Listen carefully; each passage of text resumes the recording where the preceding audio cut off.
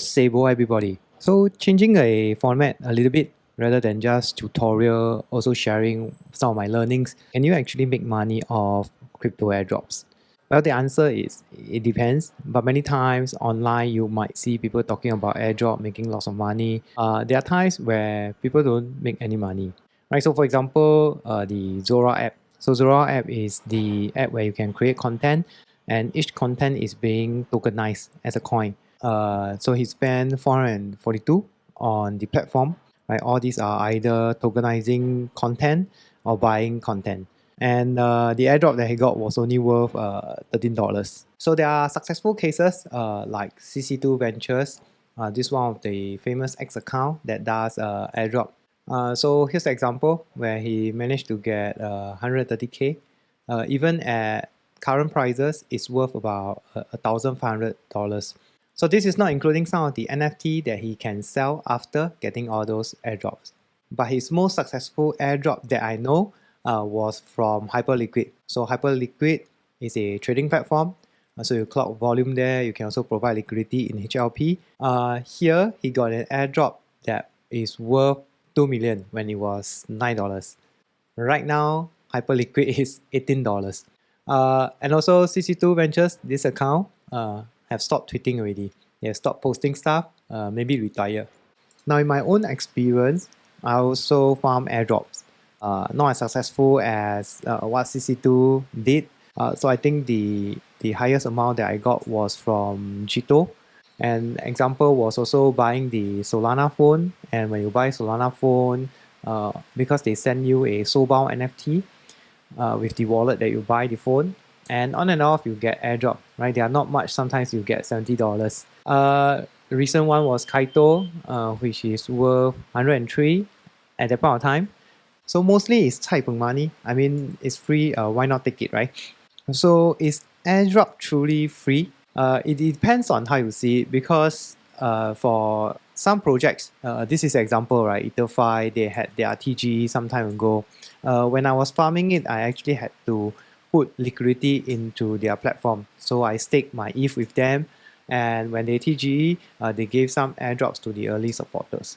But there are also field cases, right? Things like stake stone. You can see there are some points that I have over here. I was trying to farm Bearer chain, so I deposit my ETH into stake stone to get Bearer stone. Now that Bearer chain has gone online for some time, but they still haven't introduced their withdraw function. So I had to swap it out. So when I swap it out, I actually lose some of my ETH to slippage. And because there's a liquidity issue, right? People also want to get out of the system because they are not seeing anything coming from them. So is it always plus EV to be farming for airdrop? Not necessary, because sometimes the protocol or the project will be farming us. So last year, this account has been farming it for like 6 months.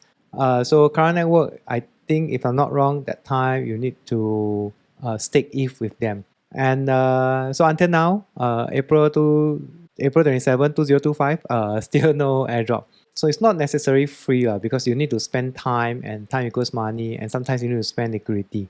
So right now, there are sort of like platform for you to get a hint who's doing airdrop. Actually, most of the projects will be doing airdrop. It's just, is it profitable or not? So in this case, so you come to Yaps by Kaito here. So if you are a content creator, you can create content for all those pre-TGE community leaderboard, create content, and you get Yaps, and you get some of the airdrops. Same for post-TGE, things like Aptos, Mental, Pengu, you create content and you get some of the airdrops. Reward Station is quite straightforward. Here you get to see what are the rewards given to you. So for example, coming to Mental, so if you go to Mental, it actually shares that 150,000 in MNT is to split across 3 phases. Top 50 Yappers will get rewarded. So if you are not a content creator, you can also make use of the Yapper leaderboard to get a feel who's doing airdrop to Yappers. They might also be doing airdrops to liquidity provider. So you can go to their platform. Sometimes they are chains, sometimes they are dApps, and you can explore if you can do any airdrop farming from it. So here you can see Modnut. So Modnut is a new chain. So this chain, you can also go to X, and if you search for Modnut airdrop, there are a lot of tutorials like what are the dApps you should try, what are the things you should do, where do you get the facade to do the testnet airdrop. But the thing here is that if you go to Modnut's account, 1.3 million, and can see the engagement, they are always very high. This also means that there is a high chance that there are also a lot of bots and Sybils. So we also need to see how the team, the protocol team, intend to separate the real users and the bot users. Personally, for myself, I like to explore airdrop opportunities that are in colder chain. This is one new projects coming out on Aptos, on testnet and mainnet. Can see if they are doing liquidity incentive or doing social content for them, and you will get some airdrop. So another one is this kind where they outright tell you it's a incentivized testnet. This also means that it could likely attract a lot of bots and Sybils also. But because this is on BTC, and the interesting thing is that for this project aims to enable smart contract for BTC. So BTC5, ordinals, all this, during that point of time, not a lot of users breach over. I mean, there are users, but not a lot of users breach over because some of them find it confusing.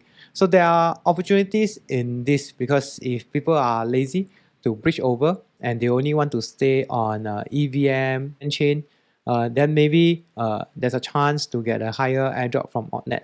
Or maybe Opnet is farming us, so we don't know, but that will be interesting to see. So I hope you learned something today, and if this is helpful, please help to do a subscribe and like the video. Thanks for watching and see you next time. Bye bye.